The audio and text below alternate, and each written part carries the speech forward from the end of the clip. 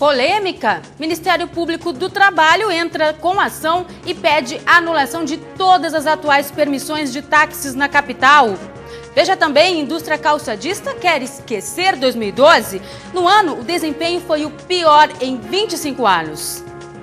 Custos trabalhistas e tributários estão entre os principais fatores para a queda de exportações, segundo a Abicalçados. Novidades irão facilitar o sistema de ônibus na zona norte de Porto Alegre. 3 projetos vão beneficiar o Terminal Triângulo, que representa 55% da demanda da região. Ainda, cesta básica em Porto Alegre subiu 6,32% durante 2012. Em dezembro, o valor chegou a quase R$ 295, a segunda mais cara do país. E a previsão do tempo para o estado. Veja agora no Ubra Notícias.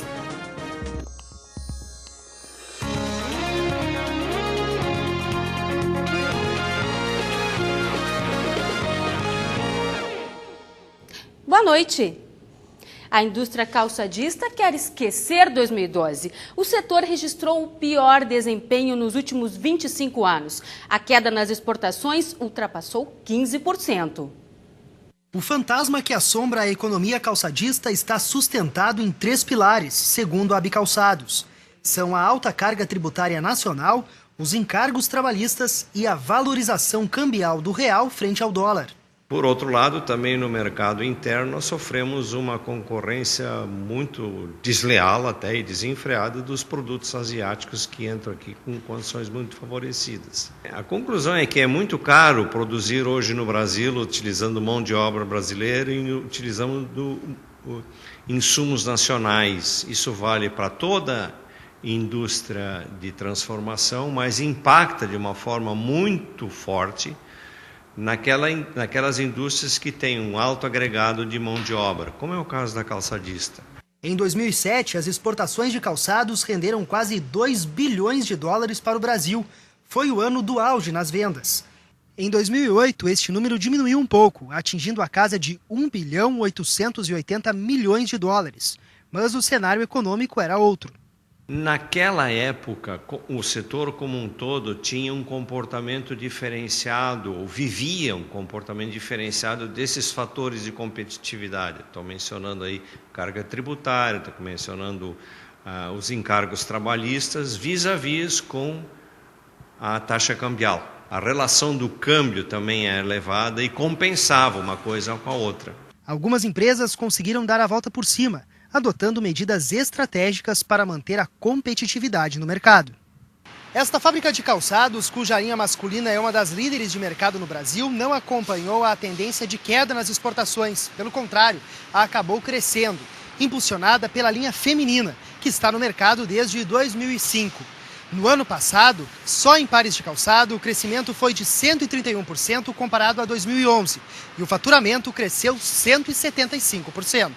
Desenvolvimento de novos mercados, desenvolvimento de novos parceiros, a marca estando consolidada, ela, estando madura, ela consegue montar, ela consegue proporcionar ao mercado um crescimento sólido. Então, essa continuidade de trabalho é que vai trazendo esse resultado aos poucos. 80% da produção da empresa, que iniciou as atividades em 1987, é direcionada para os mercados da América Latina, Europa e Oriente Médio. Depois do Brasil, a Argentina é o segundo maior mercado para a fábrica. Mas as barreiras protecionistas que o país impõe ao Brasil ainda são consideradas um entrave. O mínimo esperado, digamos assim, que seria os 60 dias, né? A gente teve uma média de 77 dias de liberação das licenças no ano passado. Isso foi muito graças ao segundo semestre e também graças ao esforço do nosso distribuidor, porque ele importa e exporta, então ele cria uma certa balança. Esse ano a média está em torno de 100 dias já para liberação, isso é bastante ruim, mas a gente acredita numa melhora para esse ano. O prognóstico para 2013, porém, é de um crescimento ainda maior. Um ano onde a gente espera fazer o melhor ano em relação ao volume de pares e faturamento. Infelizmente, isso não se aplica para todo o setor, portanto, se verificam esses números negativos em termos setoriais. Para esse caso, o que se necessita é uma continuidade mais agressiva e mais ousada por parte do governo federal, no sentido de recompor a competitividade das empresas da indústria de transformação. A Receita Federal libera amanhã a consulta ao primeiro lote da malha fina do Imposto de Renda 2012. Serão liberados também declarações dos exercícios de 2008 a 2011. Cerca de 100 mil contribuintes serão beneficiados. O dinheiro será depositado no dia 15 de janeiro. Para saber se teve a declaração liberada, o contribuinte deve acessar a página da Receita na internet ou ligar para o Receita Fone 146. Porto Alegre é a segunda capital com a cesta básica mais cara do país. O índice de aumento ultrapassou os 6% em 2012, segundo pesquisa divulgada pelo DIEESE nesta segunda-feira. R$ 294,37. Esse é o preço que os porto-alegrenses precisam pagar para levar a cesta básica para casa. O aumento de 6,32% pesa no orçamento de Jéssica e da bisavó Maria. As duas gastavam R$ 180 a um ano. Hoje, o rancho não sai por menos de 400. A gente tenta comprar, mudar, vamos dizer, um pouco as marcas, mas a gente tem que, vamos dizer, pensar bem e fazer um bom planejamento para isso, né? Em comparação com outras capitais do país, Porto Alegre tem a segunda cesta básica mais cara, somente atrás de São Paulo. Só para se ter ideia, um trabalhador que ganha um salário mínimo, em dezembro precisou cumprir jornada de até 104 horas e 7 minutos para conseguir comprar alimentos essenciais. O levantamento realizado pelo DIEESE em 17 capitais brasileiras aponta que dos 13 produtos pesquisados, 11 tiveram alta. Os grandes vilões são o feijão, o arroz e a batata, que tiveram problemas climáticos na safra. Também registraram alta o óleo de soja, a manteiga, o café, o leite, a banana, a farinha e ele, o tomate, que não saiu mais da lista de aumentos. A carne indispensável na mesa do gaúcho e que mais pesa na cesta básica registrou alta de quase 2% em dezembro. Já o açúcar e o pão tiveram queda. Mesmo assim, o índice é considerado normal e dentro da inflação. Praticamente, os alimentos acompanharam essa inflação. Então, a gente não ultrapassamos, né? A gente não enxerga nada que indique que há uma especulação em termos de alimentos no mercado. Claro que o trabalhador sentiu, principalmente se nós formos considerar que são produtos presentes na mesa do trabalhador, né? Arroz, feijão, batata. Agora, a gente tem que lembrar também que esses trabalhadores tiveram ganhos de renda. Enquanto os preços sobem, não tem jeito. Vale a velha dica de substituir. Paulo, que mantém a família e um lar para 8 crianças abandonadas, traz uma lista para controlar os gastos e ensina como economizar. A gente pega e remaneja. Algumas coisas que a gente já tinha comprado, a gente compra em mais quantidade, daí no outro mês não é necessário. Daí a gente faz um jogo de cintura ali para conseguir chegar ao consenso de as compras serem feitas todas conforme a gente precisa. Moradores da Zona Norte de Porto Alegre conferiram as novidades para melhorar o transporte coletivo. São 3 projetos no Terminal Triângulo, que atende 55% da demanda da região.